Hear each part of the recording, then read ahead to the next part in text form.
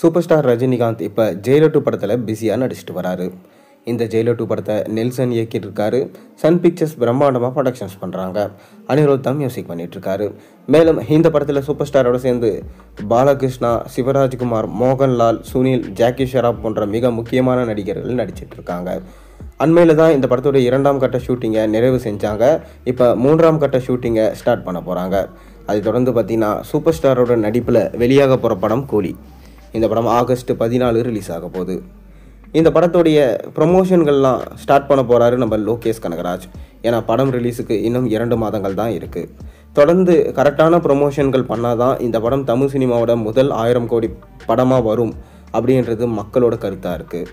மேலும் ரசிகர்கள் கூலி படத்தை தான் மிக பெரும் ஆலமரமாக நம்பின்னு இருக்காங்க. அதற்கு காரணம் லோகேஷ் கனகராஜ் எடுத்திருக்காரு, நம்ம ரஜினி நடிச்சிருக்காரு. அது மட்டும் இல்லாமல் பேன் இந்திய நடிகர்களான ஷோபின் ஷாக்கர், உபேந்திரா, நாகார்ஜுனா, ஸ்ருதிஹாசன், சத்யராஜ், அமீர்கான் போன்ற மிக முக்கியமான நடிகர்களும் நம்ம ரஜினியோடு சேர்ந்து நடிச்சிருக்காங்க. இதனால் இந்த படத்துடைய எக்ஸ்பெக்டேஷன்ஸ் ரொம்ப அதிகம். அது தொடர்ந்து பார்த்திங்கன்னா இந்த படத்துடைய ஃபஸ்ட்டு சிங்கிள் சாங் ரிலீஸ் பண்ணியிருந்தாங்க. சிட்டுக்குவை பாடல் கேட்க ரொம்ப அருமையாக இருந்துச்சு. இப்போ இந்த படத்துடைய 2வது சிங்கிள் சாங் குறித்து ஒரு சின்ன அப்டேட் கிடச்சிருக்கு.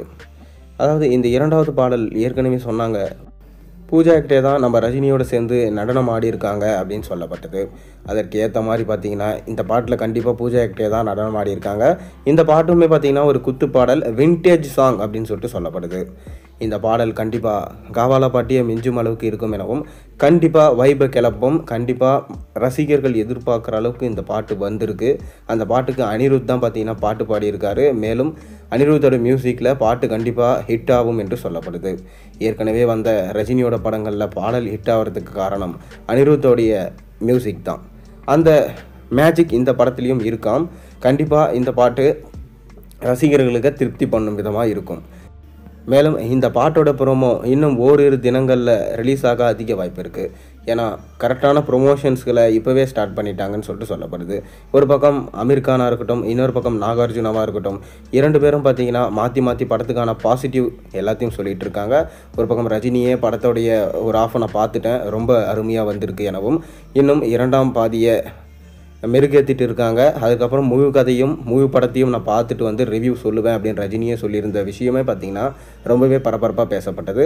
பொறுத்திருந்து பார்ப்போம். நீங்கள் கூலி படத்துக்காக அந்த அளவுக்கு வெயிட் பண்ணுறீங்க?